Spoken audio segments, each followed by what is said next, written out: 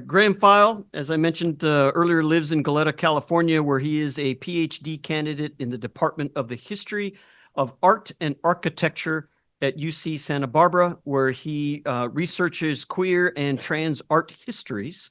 He joined NAVA in March 2025. I turn the podium over to you. Welcome. Well, I guess before we get started with the presentation, I want to say thank you, everybody, so much for welcoming me to the community. It's been so exciting and so generative. As you can probably tell from the presentation I'm presenting on, it's about pride flags. We have one of the Jim Farraganier who talked about the rainbow flag. I'll be talking about another pride flag, but part of pride flags is thinking about community. And I really appreciate all of you being here and just opening your arms up to all my weird art historical questions, because that's where I'm coming from. So I'm curious about the object. And so some of you are like, okay, for sure, chill. So I appreciate all of you being here for that. What I'm presenting on today is part of my ongoing dissertation in Open Weave, Pride Flags, Queer Embodiment, and the Politics of Visibility, 1978 to 2000.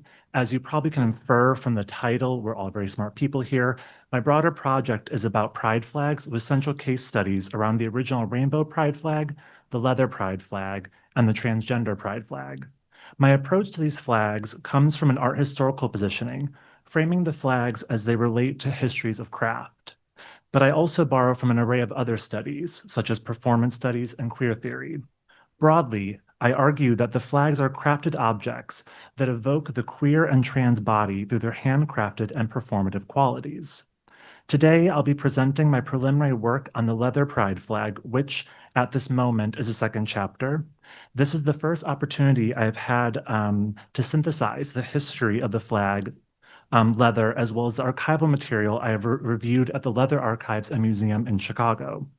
I'm excited to share this work even in these early stages, so please be kind. But before I do go, I did want to flag, this is a bit dramatic for what it is, but I did want to flag something before I continue on. While this is not a means of self-censorship, nor for those that are within the leather community, I do want to offer a brief content sort of warning. The images that I will show are not outwardly explicit, but at times gesture to this. I'll cover some contexts in which I'll go over key terms and concepts that I'll discuss sexual practices. And with that, I want to start today with a probably obvious and a generalizing observation. To say that pride parades are lively is an understatement. Pride parades, as sociologist Catherine McFarland Bruce describes in academic jargon, quote, are a hell of a lot of fun, end quote. They are vibrant and animated, with parade goers cheering and shouting from floats and sidewalks. Music pulses through the air. One visually becomes engulfed in an array of colors that are used to decorate floats, bodies, and spaces that line the parade route.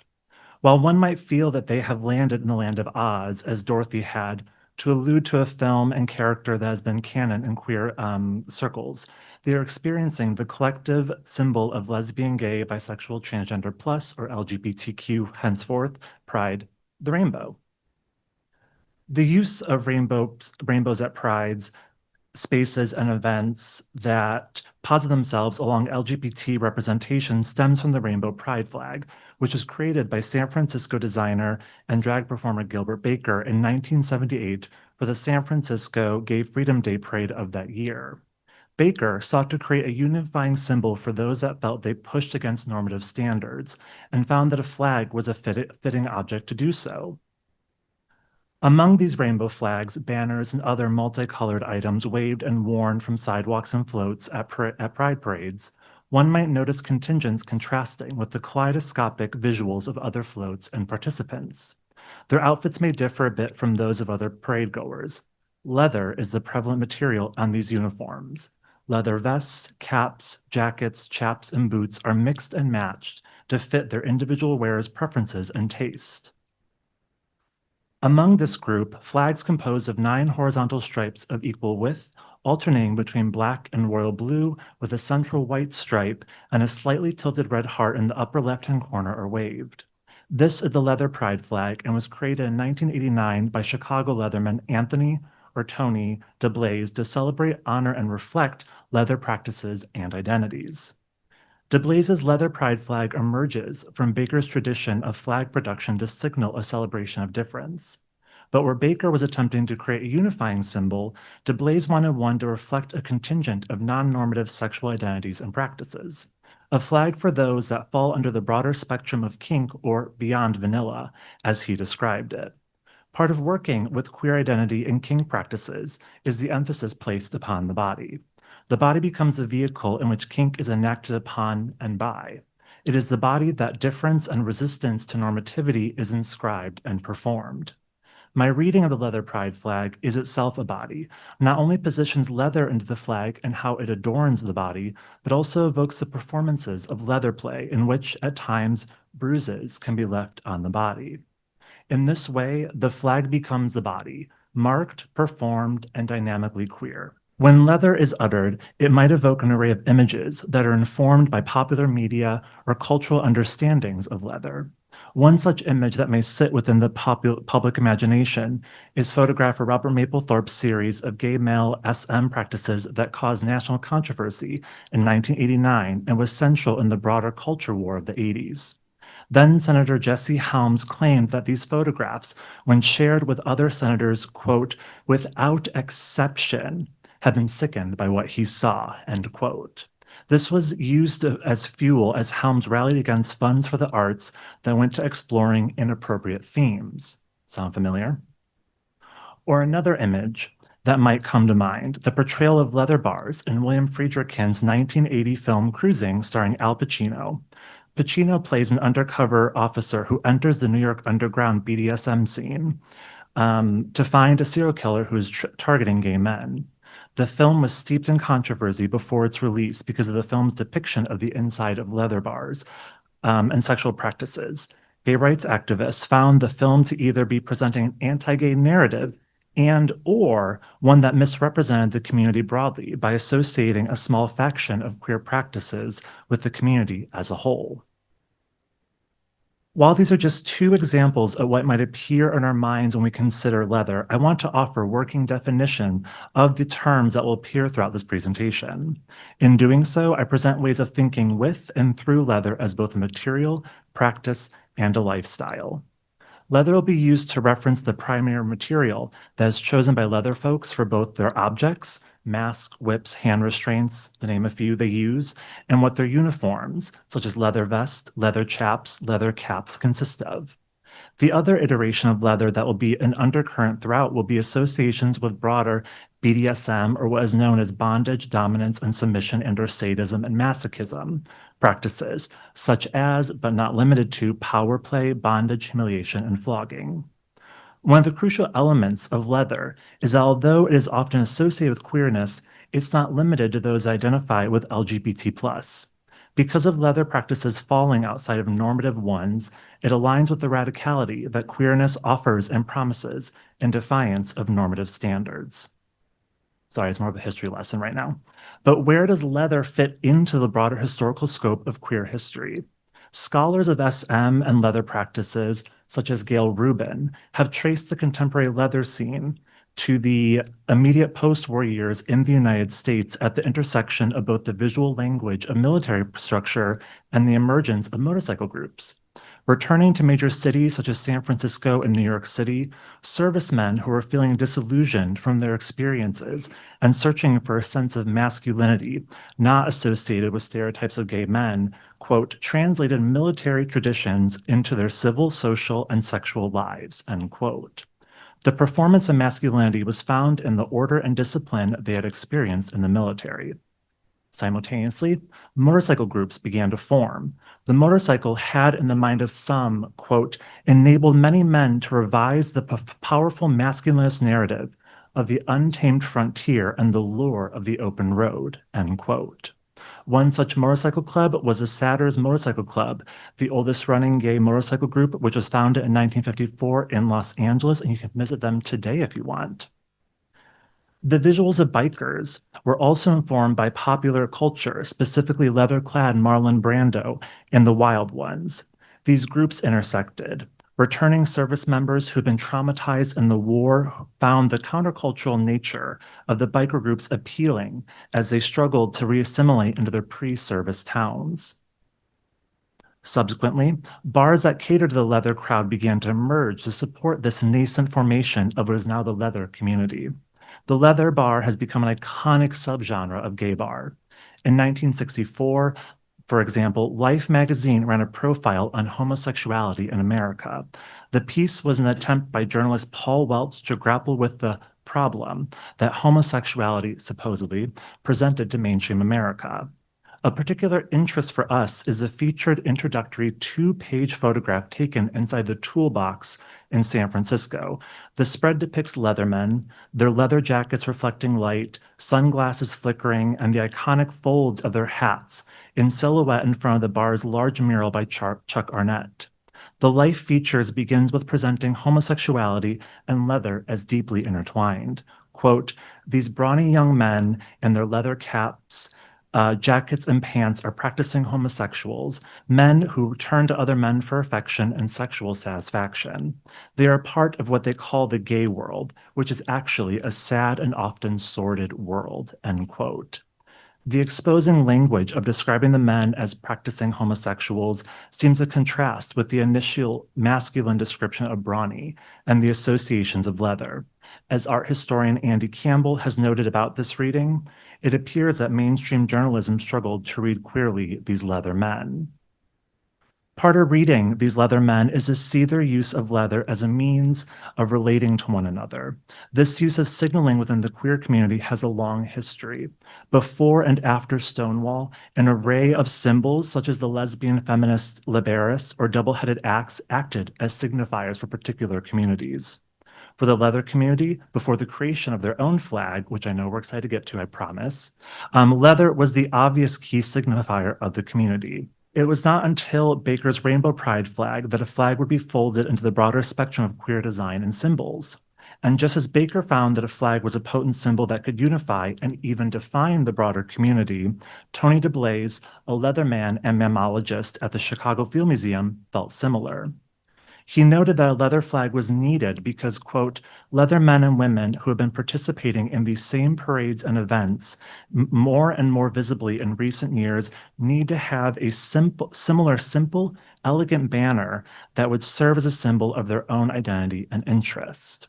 And a little bit about DeBlaze, he was deeply intertwined with the Chicago and broader U.S. leather scene. He, along with Chuck Renslow, helped found the Leather Archives and Museum in Chicago, a space that is dedicated to the collection and display of artifacts from leather, fetish, and BDSM cultures, and you can go there today.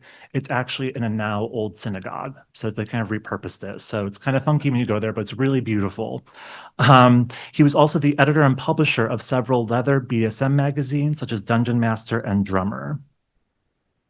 In contrast to Baker's approach with the flag, where he worked with a team of 30 volunteers to emphasize a collaborative approach, DeBlaze crafted the flag himself. DeBlaze created several prototypes of the flag, but each maintained the general structure of containing 9 stripes of alternating black and royal blue and a red heart. One example features alternating black and royal blue lines, with the central stripe being red that blends with the heart as if the blood has seeped into that white line. In another one, the red line is moved up to the upper registers of the flag. Others example include a flag with a central white line, but the heart is upright in the upper left-hand corner. You can kind of see where I'm going with this. Ultimately, though, DeBlaze decided on the flag with alternating black and royal blue lines with a central white line and the heart slightly tilted in the upper left-hand corner. A prototype of the flag was displayed at the annual International Mr. Leather contest in Chicago on May 28th of that year. In the July 1989 issue of Drummer, DeBlaze introduced the flag to the broader audience. Central to his description is the open-ended meaning of the flag. DeBlaze writing, quote, "I'll leave it to the viewer to interpret the colors and symbols," end quote. Pretty chill. DeBlaze had other prototypes of the flag made that same year and had them sent to New York City, Seattle, and San Francisco. In each city, a particular SM leather group was to be the flag's custodians and would be able to display them at their respective cities' pride parades. And while there was a general sense of acceptance with the flag, DeBlaze noting that the flag seemed to have, quote, "enthusiastically been welcomed," quote, "when it was shown at IML, as most things, some people did not feel the same way." Barry Douglas, the chairman of the Gay Male SM Activists in New York, wrote to Drummer in the following issue, cited several possible issues. He wrote, one, the flag doesn't have an immediately recognizable meaning. While he may try to impose meaning on it later, that seems to be the wrong way around. Two, the colors black and blue are overly obvious and leave us open to criticism and possible sarcasm. Guy suggested we have to teach the public to rethink their reactions to these colors, but I feel we have enough to teach them now. And three, the flag is a gift to the community rather than an outgrowth of the community. Perhaps if others had been consulted, the above problems wouldn't have arisen. A design contest, for example, would have generated energy for the concept of a flag. Well, Du Bois, in his sort of defensive fashion that he did, responded, writing in all capitals, quote, nothing, picture he's like yelling, nothing is going to please everyone. And some people are going to even be more annoyed having their suggestions and designs rejected than by not being asked for them in the first place, end quote. At the end of his sort of rampage against these suggestions, he wrote, quote, the flag is not carved in granite, in parentheses, he writes sewn in Tyvek with a question mark, meaning that the flag for him was mutable. While Du Bois left the flag open to interpretation, I think to read leather, that's kind of a common theme here, into the flag is not a far stretch. Leather wear is what demarcates those within the leather community, from vests to boots to sashes to complete leather outfits. And while the historical use of leather is a synthesis of countercultural motorcycle groups and imagery visuals from the military, leather itself is a potent material. By itself, it has no allure. Leather has a rugged texture, a distinct smell, and a shine once it's fully processed. The fact that it is the hide of another animal, not just the fur, adds a layer to its surface. Leather's active status is not only embedded within the nature of leather, allowing one to adorn oneself in another's skin, but also acts as a, quote, mnemonic device that mediates between intimate experience and collective memory, end quote. Leather, similar to those materials that constitute clothing, shapes and molds to the wearer. The bodily experience of day-to-day rhythms are found on these fabrics, such as the stain left from a spilled coffee as I did on my suit jacket this morning. That's why I'm wearing a sweater. Sorry, everybody. The sweat mark under one's arms and the remnants of one's perfume as the day wanes on. Within the leather community, it is common to pass down jackets and boots to others. Or another way of considering this, it's the passing down of memories. And while leather has been posited as a material in which memory is embedded through its wear and tear, one's own body retains traces of what happens to it. These can include, but are not limited to, bruising, cuts, scars, scratches, and stretch marks. Although a bruise is a trauma that occurs on the surface of the skin, it does not necessarily mean that it was unwelcome. While not generalizing BDSM practices in which the mantra is safe, sane, and consensual, particular acts can enact marks upon the body, such as spanking, flogging, caning, and whipping. The body retains these marks after a play session is over. These marks are constant reminders of what is done to the body, but slowly disappear as the body heals itself. This cross-referential meaning of the flag and the body is seen in a heartfelt letter of gratitude for the leather pride flag by a Val Langmuir from London that I found tucked away in Du Bois's archive, and it was almost like I did not almost see it. So that's it was exciting to find this. She wrote, quote, I was very happy that someone had designed a flag I could feel happy to display to proclaim my pride and my sexuality for all to see. I bought an enamel badge of the flag and put it on my leather vest, end quote. During New York City's Stonewall 25 event in June 1994, Langmuir had to forego her leather vest due to heat. Having to put away her leather vest caused her to take pause, writing, but what to do as an out and proud sadomasochist, she asked Du Bois. Well, she bought a leather pride flag to wave around, which brought her the, quote, woman of my dreams and my nightmares. See, flags can bring you love. We all know this in this room. The unnamed woman had on a leather vest and a black hanky on her left side, which caused Langmuir to feel, quote, painfully aware that I wasn't wearing any leather. But thank heavens for your flag. Their interaction, sparked by the flag, led to a night of passion. Concluding the letter, Langmuir wrote, quote, the marks on my body lasted almost 2 weeks. Those in my soul will last a lot longer. So as you can see, I got what I needed and deserved as a direct result of your inspired design. See what you've done? A direct result of your inspired design points to the cause and effect of sorts. A suggestion of the flag's colors, both signaling to other Lamier's interest in how those same colors were imposed onto her body. The flag in ways can be seen as Lamier's body as it enacts the practices of leather sex and the aftermath when the marks remain. And just for sake of time, I'll kind of breeze through this section, but I wanted to talk briefly about there is this concept within queer histories of this idea of flagging, where you signal to people your interest to what we call the hanky code, whereas here we have your placement of a hanky kind of denotes your interest, passive, active roles, and the colors what you want to do. But I find it interesting that there's this methodology of flagging. The leather pride flag serves as an index of leather sexual practices, is not only a symbol of the community, but also reflects the physical and cultural traces left on the body. What I've attempted here today is to provide a reading of the flag as a textual embodiment of the very physical practices that define it. And as similar to the rainbow pride flag, the leather pride flag inspired other flags after it, such as the rubber pride flag, the bear pride flag, the BDSM pride flag, and then the pup pride flag. Positioning the leather pride flag as not just a symbol of leather pride and practices, but as deeply interwoven and embodying these practices presents new ways of engaging with the broader expanse of pride flags. Thank you. Yeah, I have a question. You Yeah. mentioned motorcycle clubs emanated in some respects from the World War II experience. Yeah.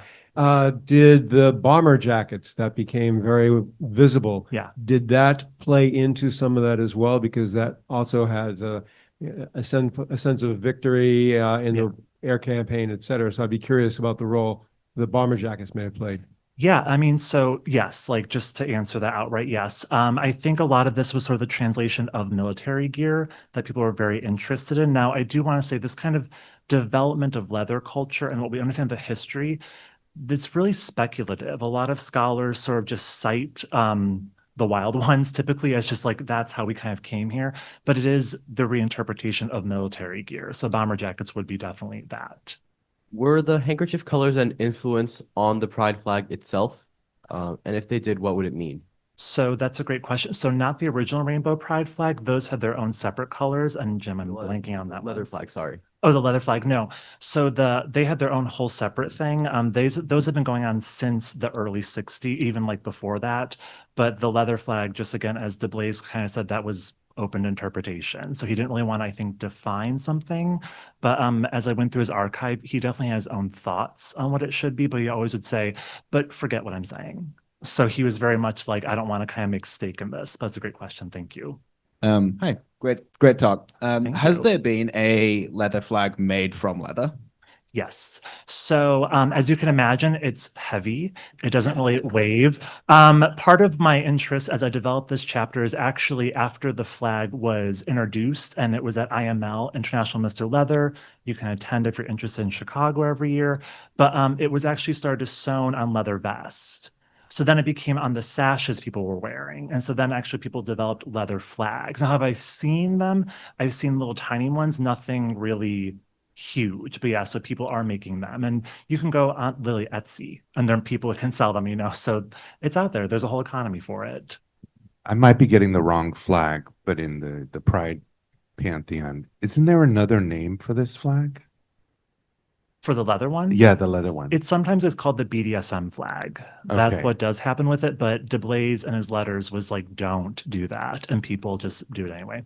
But no, that's sort of what it does get called. But then, as you all know, if you're online, as I am chronically, queer vexillology, you see people make many iterations of this one and it like exists in many different forms. Like I can't keep up with it. So it does have other names, but from like DeBlaise's archive and my own work with it with like other leather historians, it's leather pride flag. Great question though. Just one last thought. The pup pride flag. Yeah. They are very closely linked, the puppy community. Yeah. I assume the colors are stemming from the leather. Yeah. Okay. Because And is it like a subset or is it separated? Yeah. So it's a subset. So like with most of these sort of like queer communities, there's like subsets of subsets, people kind of, go down these like holes, you find what you like kind of situation.